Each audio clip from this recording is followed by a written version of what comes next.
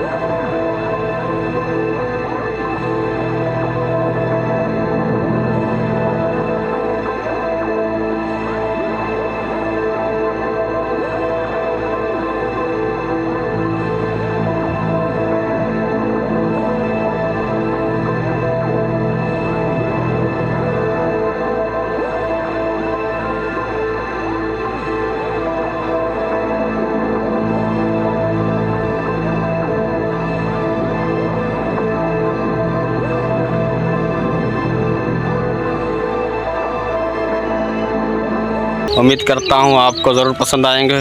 दोस्तों, आपको मेरा वीडियो, मेरा चैनल कैसा लगता है आप हमें कमेंट्स में ज़रूर बताएं और बेल आइकन को दबा दें और चैनल को सब्सक्राइब करना ना भूलें। अस्सलाम वालेकुम।